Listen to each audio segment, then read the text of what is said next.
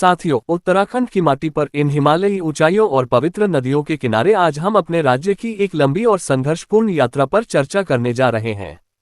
उत्तराखंड के गठन, राज्य आंदोलन और पिछले 25 सालों के अनुभवों को समझने के लिए हमें इतिहास में झांकना होगा। उत्तराखंड राज्य आंदोलन एक लंबे जनसंघर्ष का परिणाम था। वर्ष 1994 से 2000 तक उत्तराखंड क्षेत्र तब उत्तर प्रदेश का भाग में समानता, पहचान और विकास की मांग को लेकर बड़े आंदोलन हुए। हजारों युवा, महिलाएं, छात्र और हर उम्र के लोग सड़कों पर उतरे। आज भी हमें याद है उस दौरान हुए हताहतों को। रामपुर तिराहा की घटना, जहां पुलिस फायरिंग में कितने जवान शहीद हुए, वो बात आज भी दिल को दहला देती है। 9 नवंबर 2000 को उत्तराखंड राज्य का गठन हुआ। आपको याद दिलाता हूं कि उस समय केंद्र में अटल बिहारी वाजपेयी के नेतृत्व में भाजपा की सरकार थी और उत्तर प्रदेश में भी भाजपा के कल्याण सिंह मुख्यमंत्री थे।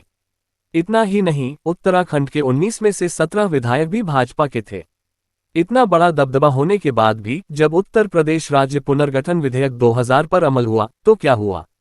कल्याण सिंह सरकार ने 26 ऐसे संशोधन किए जो उत्तराखंड के हितों के विरोधी थे, और केंद्र की भाजपा सरकार ने भी 3 संशोधन करके उत्तराखंड को कमजोर किया। इसके बावजूद उत्तराखंड के जनप्रतिनिधियों ने एक भी आवाज नहीं उठाए।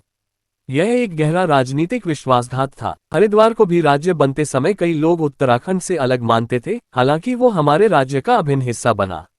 लेकिन ये भी एक मुद्दा था। राज्य बनने के 25 सालों में कांग्रेस और भाजपा दोनों ने सत्ता भोगी। कांग्रेस ने लगभग 10 साल और भाजपा ने लगभग 15 साल सत्ता में रहकर राज्य का नेतृत्व किया। लेकिन आज भी उत्तराखंड के संसाधनों, योजनाओं और प्राकृतिक संसाधनों पर उत्तर प्रदेश कुंडली मारकर बैठा है। क्या ये सही है? उत्तराखंड की सैकड़ों हजारों करोड़ की अचल संपत्ति, योजनाएं और प्राकृतिक संसाधनों पर उत्तर प्रदेश का दावा आज भी चल रहा है। इस मामले में अदालत में केस भी चल रहा था, लेकिन हमारे मुख्यमंत्री धामी जी ने कुछ साल पहले ये कहते हुए केस वापस ले लिया कि हम आपसी बातचीत से मामला सुलझा लेंगे। ये क्या है? ये उत्तराखंड के हितों का एक और सबसे बड़ा कुठाराघात है। राज्य बनने के समय हुए खिलाफ भले ही छोटे माने जाएं, लेकिन ये निर्णय उत्तराखंड के लिए एक बड़ा झटका था। दोस्तों, आपको ये भी समझना चाहिए कि भाजपा अपने दोहरे चरित्र के साथ कैसे काम कर रही है। एक तरफ उत्तराखंड में सत्ता, दूसरी तरफ उत्तर प्रदेश और केंद्र में भी भाजपा की सरकार।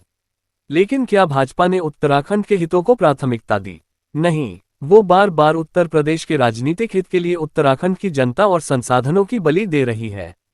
हमारे जनप्रतिनिधि पार्टी लाइन के खिलाफ न जाकर भाजपा के उत्तर प्रदेश और केंद्र वालों का साथ देकर उत्तराखंड की जनता के साथ धोखा कर रहे हैं।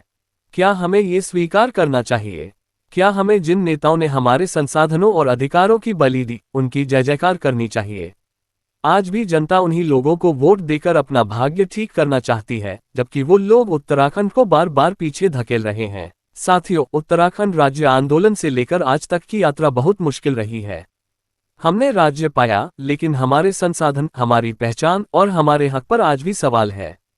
अगर हमें अपनी आने वाली पीढ़ियों को उत्तराखंड देखना है, तो हमें जागना होगा। हमें अपने जनप्रतिनिधियों से सवाल करना होगा कि वो पार्टी के हित में क्यों बोलते हैं, उत्तराखंड के हित में क्यों नहीं।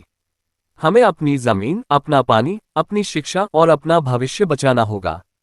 जय उत्तराखंड। अगले 25 साल हमारे होने चाहिए, हमारे संसाधन हमारे होने चाहिए। वो भी कमजोर हो गया है। इन सारी चीज़ों ने उत्तराखंड में परेशानियां वो कर दी हैं। अब इस चीज़ को लेकर आपकी क्या राय है, आप अपनी टिप्पणी में जरूर लिखना।